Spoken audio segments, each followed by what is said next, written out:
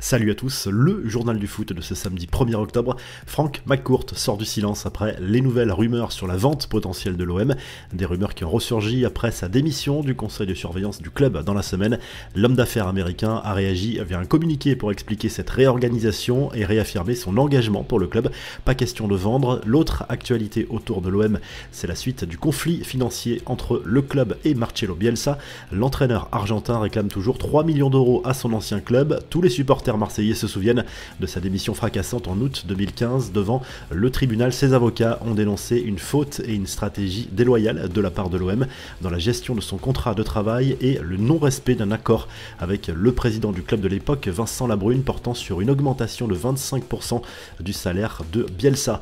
Le Barça n'en a pas terminé avec ses ennuis financiers, loin de là, malgré les bénéfices annoncés sur la saison passée et les prévisions optimistes pour l'avenir. Le club blaugrana doit encore beaucoup d'argent et à plusieurs clubs, près de 150 millions d'euros doivent encore être distribués pour les transferts de Ferran Torres et Frenkie de Jong notamment.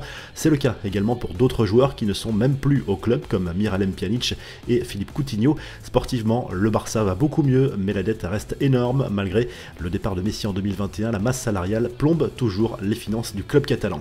Les infos en bref, la réponse de Neymar à ses détracteurs. La star du PSG a été très critiquée en cette fin de semaine pour avoir apporté son soutien à Bolsonaro avant le premier tour de la présidentielle au Brésil. On parle de démocratie et d'un tas de choses, mais quand quelqu'un a une opinion différente, il est attaqué par ces mêmes personnes qui parlent de démocratie. Va comprendre, a écrit la star du PSG sur les réseaux sociaux. Les supporters du Bayern Munich ont apporté leur soutien aux femmes iraniennes et à l'avant-centre iranien Sardar Azmoun, qui avait soutenu les mouvements de protestation dans son pays. Deux banderoles ont été déployées, l'une reprenant le slogan des manifestants « Vie, femme, liberté » et l'autre en anglais « Solidarité avec la révolution féministe en Iran ». Gros coup dur pour la Guinée, la CAF a décidé de lui retirer l'organisation de la Coupe d'Afrique des Nations 2025. Les infrastructures et les équipements ne sont pas adaptés ou prêts selon la Confédération africaine de football. Un autre pays sera désigné dans les prochains mois. Enfin, la surprise sympa des tifosi de l'AC Milan alors qu'il fêtait vendredi ses 36 ans. L'attaquant français a été interpellé par des supporters milanais qui lui ont souhaité un bon anniversaire. Il a reçu quelques cadeaux au passage et pour les remercier, il s'est arrêté pour prendre quelques photos.